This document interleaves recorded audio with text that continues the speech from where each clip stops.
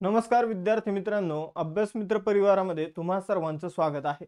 मित्रांनो, आज आपण 18 फेब्रुवारी रोजीचं करंट अफेअर्स जे ते इथं अभ्यासणार आहोत. बघा, ही सिरीज तुम्ही डेली फॉलो करा आणि तुमच्या मित्रांना पण सांगा. या सिरीजच्या माध्यमातून तुमचं करंट अफेअर्स तर परफेक्ट होतंय, पण परीक्षेमध्ये समजून घ्या की जे जीएस चे क्वेश्चन असतात, समजून घ्या की एक 60 ते 70 जर जीएस चे क्वेश्चन असेल तर त्यापैकी तुमचे 20 ते 30 क्वेश्चन जे ते डेली कव्हर होत आहे. ठीक आहे, डेलीच्या करंटच्या सेशन मधून एक ना एक आपलं जीकेचं जीएसचं गोष्टी कव्हरच होत आहे. ठीक आहे, तर लेक्चर सुरू करण्या अगोदर आपण जे बॅचेस सुरू केलेले आहे तर त्याची इन्फॉर्मेशन द्यायची तुम्हाला.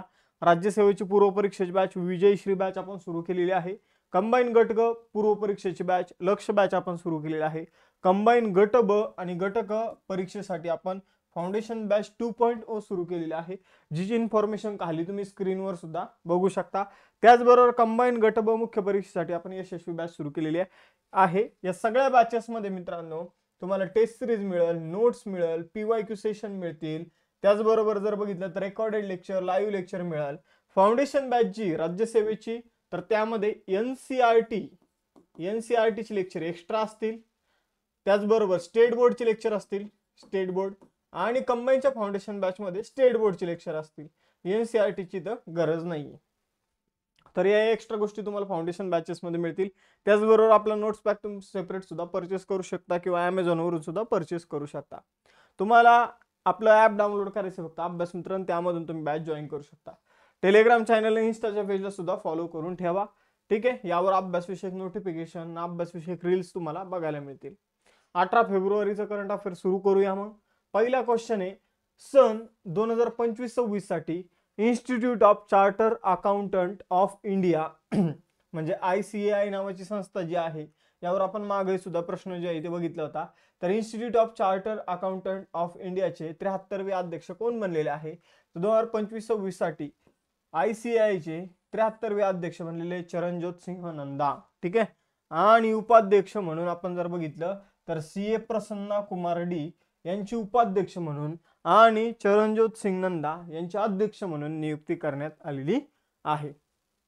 आपण जर बघितलं तर institute of chartered accountant of India ICAI ची स्थापना 1 जुलै 1949 साली करण्यात आली होती. नवी दिल्ली या ठिकाणी मुख्यालय आहे. आणि आपण जर बघितलं तर ही CN विषयक, लेखाविषयक आपण जर बघितलं तर एक राष्ट्रीय लेवलवरची संस्था आहे. मग आता रिसेंटली जे काही व्यक्तींची नियुक्ती करण्यात आलेली आहे आणि कुठे त्यांची नियुक्ती कोणत्या ठिकाणी झाली, कोणत्या संस्थेमध्ये झाली ते बघून घेऊया. नागरी विमान वाहतूक सुरक्षा ब्युरोचे महासंचालक बनलेले राजेश निर्वाण. फ्लुइड प्रोपोर्शनल सिस्टम सेंटरचे नवीन अध्यक्ष बनलेले M मोहन. IDBI बँकेचे MD आणि CEO बनलेले राकेश शर्मा. CRPF चे महासंचालक बनलेले ज्ञानेंद्र प्रताप सिंह. BSF चे नवीन महासंचालक बनलेले महेश कुमार अग्रवाल. अशोक चंद्र हे पंजाब नॅशनल बँकेचे नवीन MD आणि CEO बनलेले आहे. PM म्युझियम अँड लायब्ररी सोसायटीचे अध्यक्ष बनलेले नृपेंद्र मिश्रा. दिल्ली उच्च न्यायालयाचे नवीन मुख्य न्यायाधीश बनलेले न्यायमूर्ती देवेंद्र कुमार उपाध्याय. BCCI चे नवीन कोषाध्यक्ष प्रभतेश सिंग भाटिया. BCCI चे सचिव देवजित सैकिया. इस्रोचे नवीन अध्यक्ष V नारायणन. तर हे लक्षात ठेवा, शेवटचे अत्यंत महत्त्वाचे आहे.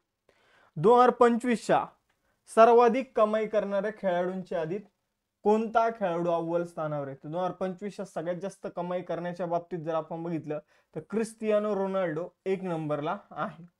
या यादीमध्ये जर आपण बघितलं तर जॉन रेहम आपण जर बघितलं तर हा सेकंड स्पॉटवर आहे, सेकंड. आणि लिओनल मेसी जर आपण बघितलं तर हा थर्ड स्पॉटवर आपल्याला बघायला मिळतो. सगळ्यात जास्त पैसे जे आहे ॲज अ खेळाडू म्हणून ते क्रिस्टियानो रोनाल्डोने कमवलेले 285 दशलक्ष डॉलरची त्याने कमाई केलेली आहे. फक्त एका वर्षात पोर्तुगालचा तो खेळाडू आहे.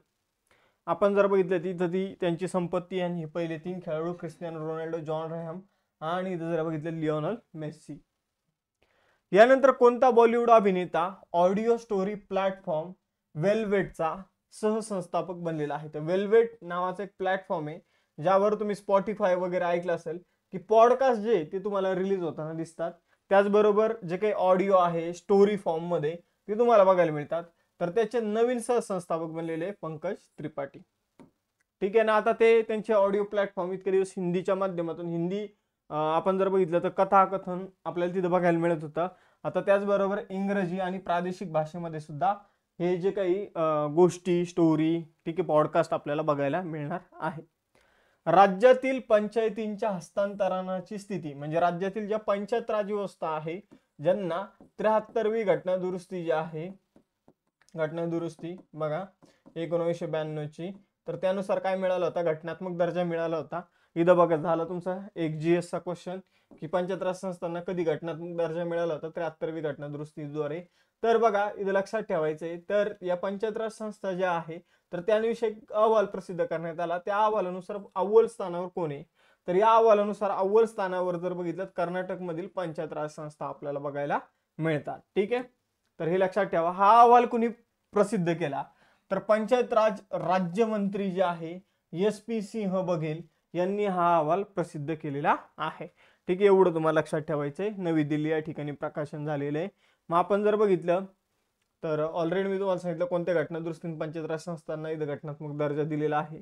आपण जर बघितलं कर्नाटक पहिल्या क्रमांकावर आहे पंचायत राज संस्थांच्या बाबतीत, केरळ दुसऱ्या क्रमांकावर आणि तामिळनाडू तिसऱ्या क्रमांकावर. सगळी साऊथची राज्य आपल्याला इथं बघायला मिळतात. 73व्या घटना दुरुस्ती 1992 ने 11वी अनुसूची जी आहे मित्रांनो संविधानाची, त्यामध्ये पंचायत राज संस्थांना टाकण्यात आलं. आणि ज्या काही आपण म्हणूया शहरी स्थानिक स्वराज्य संस्था आहे तर त्याविषयीची 74वी घटना दुरुस्ती आहे 1992ची. आणि त्यानुसार आपण जर बघितलं तर 12व्या अनुसूचीमध्ये शहरी स्थानिक स्वराज्य संस्थांना ऍड करून त्यांना घटनात्मक दर्जा देण्यात आलेला आहे. फेब्रुवारी 2025 मध्ये पंतप्रधान मोदींना षटकोनी सिरॅमिक हीट शील्ड टाईल कोणी भेट दिलेली आहे, तर बघा इलॉन मस्क यांचं एक रॉकेट आहे, तुम्ही ऐकलं असेल स्टारशिप.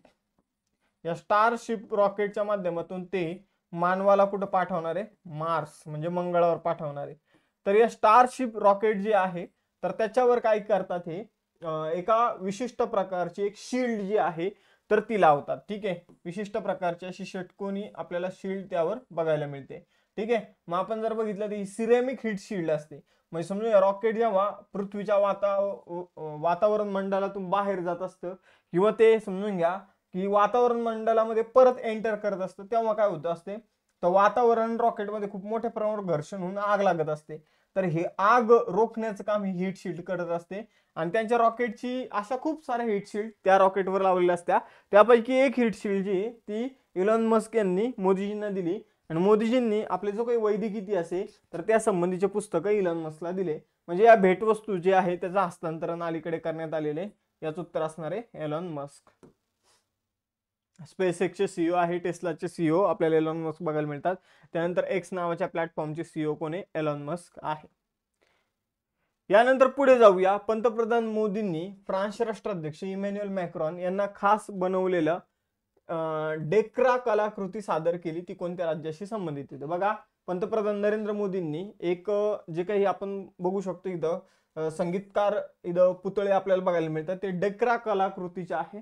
आणि ही कलाकृती मित्रांनो मूळची छत्तीसगडची आहे.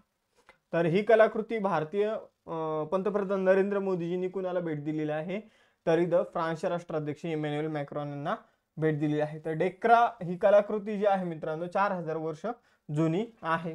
लास्ट वॅक्स कास्टिंग या तंत्रज्ञानाने ही बनवली जाते. इथं संगीतकार, नर्तक, प्राणी, देवतांचे चित्र जे आहे ते पुतळे, छोटे छोटे मूर्ती जे आहे ते बनवले जाते, हे लक्षात ठेवा.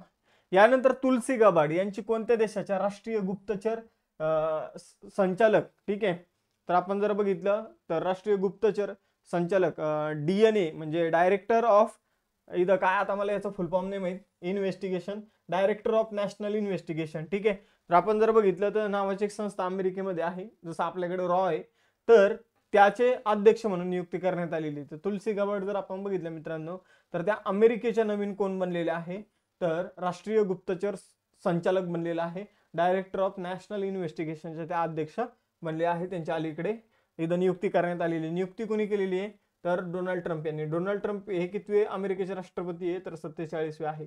वयोवृद्ध सगळ्यात जास्त वय असणारे राष्ट्रपती आहे ते अमेरिकेचे. यानंतर पुढे जाऊया मित्रांनो. त्या पहिल्या अशा व्यक्ती बनलेल्या भारतीय वंशाच्या की त्या राष्ट्रीय गुप्तचर संघटनेच्या अध्यक्ष बनलेल्या आहे. अमेरिकेची राजधानी वॉशिंग्टन DC, $, अमेरिकेत चलन आहे. उत्तर अमेरिका हा आपल्याला उत्तर अमेरिका खंडामध्ये अमेरिका बघायला मिळतं. 47वे राष्ट्रपती मी तुम्हाला सांगितले. अमेरिकेने 1787 या वर्षामध्ये राज्यघटनेचा स्वीकार केला आणि अमेरिकेच्या राज्यघटनेमध्ये पहिल्यांदा काय करण्यात आलं होतं, प्रस्तावना कोणाच्याच राज्यघटनेमध्ये नव्हती, ती पहिल्यांदा अमेरिकेच्या राज्यघटनेमध्ये देण्यात आली होती. त्याचबरोबर अमेरिकेच्या राज्यघटना जी ती पहिली लिखित राज्यघटना आहे. लक्षात ठेवा मित्रांनो, अमेरिकेच्या राज्यघटनेमध्ये जर बघितलं तर पहिल्या 10 घटना दुरुस्तीद्वारे मूलभूत कर्तव्य ऍड करण्यात आली होती. सुरुवातीपासूनच त्यांचा समावेश अमेरिकेच्या राज्यघटनेमध्ये नव्हता. ही एक गोष्ट तुम्हाला लक्षात ठेवा. काही एक्स्ट्रा इन्फॉर्मेशन मी तुम्हाला देतोय. थॉमस जेफरसन हे मूलभूत हक्क ऍड करण्यामागं त्यांना इथं क्रेडिट द्यायला हवं. ठीक आहे, आपण जर बघितलं तर एवढी इन्फॉर्मेशन तुम्ही लक्षात ठेवा. यानंतर भारताने फेब्रुवारी 2025 मध्ये फ्रान्सच्या कोणत्या शहरात आपल्या नवीन वाणिज्य दूतावासाचं उद्घाटन केलं? तर वाणिज्य दूतावास म्हणजे काय असतं तर मित्रांनो, ही एक दुसऱ्या देशात आपली इंडियन एम्बसी असते. तर याचं महत्व फक्त एवढंच नाहीये. तर आपण जर बघितलं तर भारतीय राज्यघटनेचं कलम 1 तुम्हाला माहित असेल. कलम 1 मध्ये काय म्हटलेलं आहे तर संघ राज्याचं नाव आणि त्याचं राज्यक्षेत्र. मग राज्यक्षेत्र काय असतं, राज्यक्षेत्र म्हणजे काय असतं तर आज आपल्या ताब्यात जो प्रदेश आहे त्या ती जे राज्य वगैरे आहे ते राज्यक्षेत्रामध्ये येतं. त्याचबरोबर जर बघितलं तर उद्या आपण कॅप्चर करू अशा काही गोष्टी राज्यक्षेत्रामध्ये येतात. त्याचबरोबर दुसऱ्या देशात ज्या काही आपल्या एम्बसी असतात तर तो आपल्या राज्यक्षेत्राचाच पार्ट असतो. हे तुम्हाला लक्षात ठेवायचं आहे. आणि आपल्या देशात दुसऱ्या देशाच्या ज्या काही एम्बसी असतात ते त्यांचा राज्यक्षेत्राचा पार्ट असतो. हे तुम्हाला लक्षात ठेवायचं आहे. मग आपण जर बघितलं तर आपलं ऑलरेडी एक एम्बसी जी आहे ती पॅरिसमध्ये होती. आता आपण दुसरी जी एम्बसी ती मार्सिले या ठिकाणी ओपन केलेली आहे. मार्सिले भारताच्या दृष्टिकोनातून एक प्रसिद्ध शहर आहे. कसं काय प्रसिद्ध सर, आम्ही आजपर्यंत कधीच ऐकलं नाही. तर बघा मित्रांनो, या ठिकाणी आपण जर बघितलं तर 60,000हून अधिक भारतीय लोक दुसऱ्या महायुद्धात लढता लढता शहीद झाले होते आणि त्यांच्या समाध्या आपल्याला मार्सिले या ठिकाणी बघायला मिळतात. त्यामुळं हे शहर सुद्धा लक्षात ठेवा, फ्रान्स मधले एक प्रसिद्ध शहर आहे.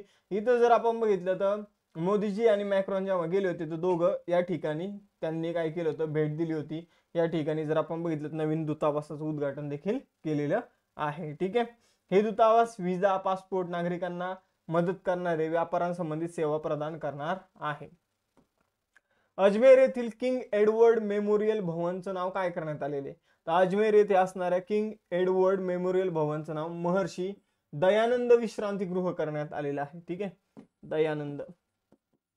दयानंद विश्रांतीगृह असं करण्यात आलेलं आहे. लक्षात ठेवा. आपण जर बघितलं तर अजमेरची जी काही आपण म्हणूया तिथली जी काही महानगरपालिका आहे झटपट निर्णय घेत आहे. आपण जर बघितलं तर जे काही जुने नाव आहे ते चेंज करत आहे. महर्षी दयानंद सरस्वती यांच्या 200व्या जयंती निमित्ताने अजमेर येथील जे काही आपण म्हणूया काय होतं तर एडवर्ड मेमोरियल होतं, त्याचं नाव आता महर्षी दयानंद विश्रांतीगृह करण्यात आलेले आहे.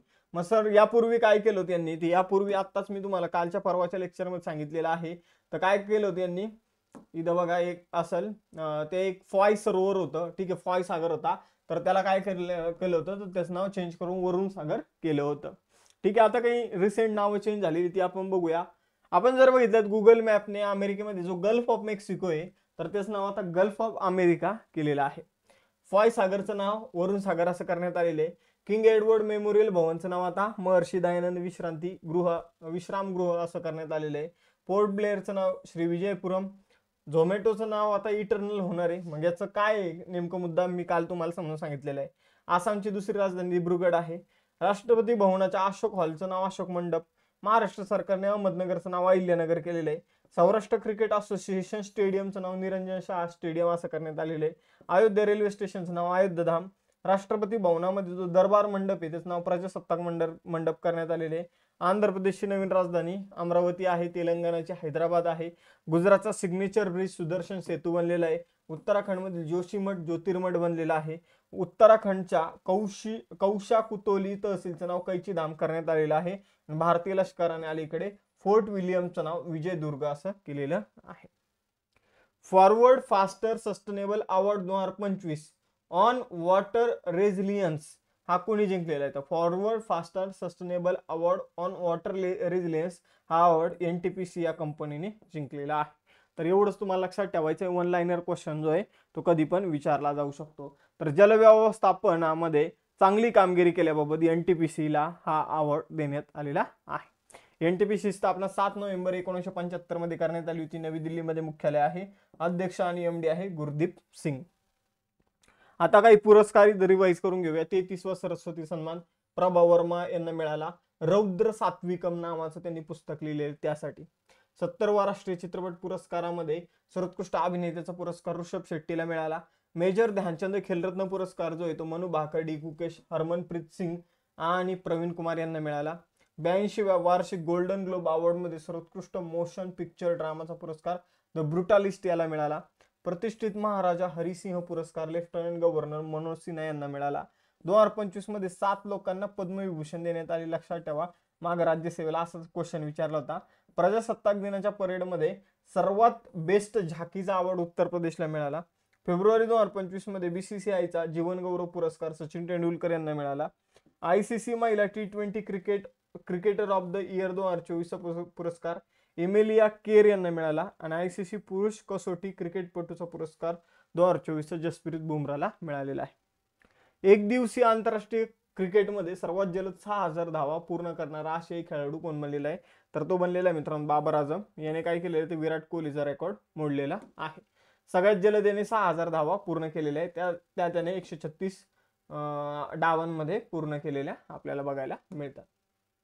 ब्लूमबर्गच्या 2025च्या आशियातील सर्वात श्रीमंत कुटुंबाची यादीत शीर्षस्थानी कोण आहे?